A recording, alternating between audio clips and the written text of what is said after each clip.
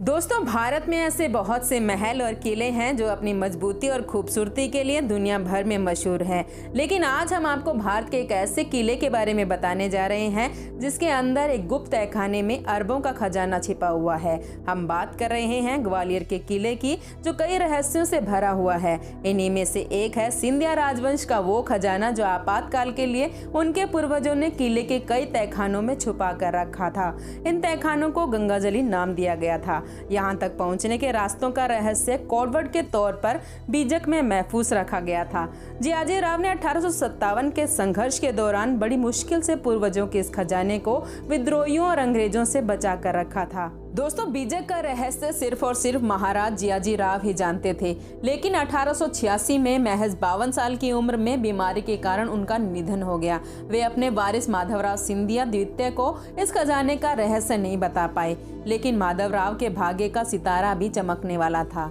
एक दिन महाराज माधवराव अपने किले के गलियारे से गुजर रहे थे। उस रास्ते से गुजरते हुए अचानक उनका पैर फिसल गया और खुद को संभालने के लिए उन्होंने जैसे ही खंबे का सहारा लिया, वैसे ही वो खंबा अचानक से झुक गया और एक गुप्त तहखाने का दरवाजा खुल गया।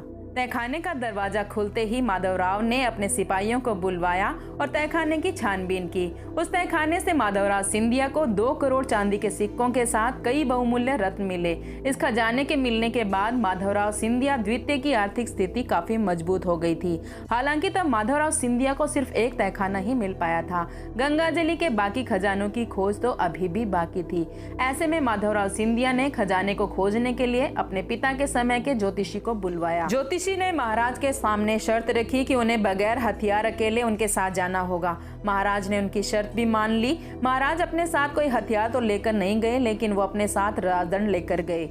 ज्योतिषी महाराज को अंधेरी भूल भुलैया नुमा सीढ़ियों से नीचे ले गया। महाराज और ज्योतिषी गंगाजली तहखाने के करीब पहुंच भी गए थे, लेकिन तभी महाराज को लगा कि कोई उनके पीछे आ रहा है और उन्होंने अपने बचाव में राजदंड से अंधेरे में ही प्रहार कर दिया और दौड़कर ऊपर आ गए। ऊपर खड़े सैनिकों को जब वे साथ लेकर नीचे गए तो उन्होंने देखा कि गलती से उन्होंने ज्योतिषी को ही मार दिया है और इस तरह एक बार फिर से माधवराव द्वितीय बाकी खजाने से वंचित रह गए। इसी दौरान अंग्रेज कर्नल बैनरमैन ने गंगाजली की खोज में उनकी सहायता का प्रस्ताव दिया। सिंधिया खानदान के प्रतिनिधियों की निगरानी में कर्नल ने गंगाजली की बहुत तलाश की, लेकिन पूरा खजाना नहीं मिल सका।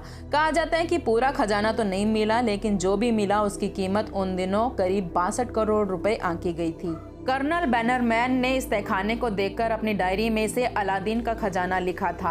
आपको बता दें, गंगाजली का पूरा खजाना आज भी सिंधिया घराने की पहुंच से बाहर है। यहाँ हम एक बात स्पष्ट कर दें कि इतिहास की किताबों में इस खजाने का कोई भी उल्लेख नहीं है, लेकिन कई संस्मरणों में इसके बारे में संकेत मिलते हैं।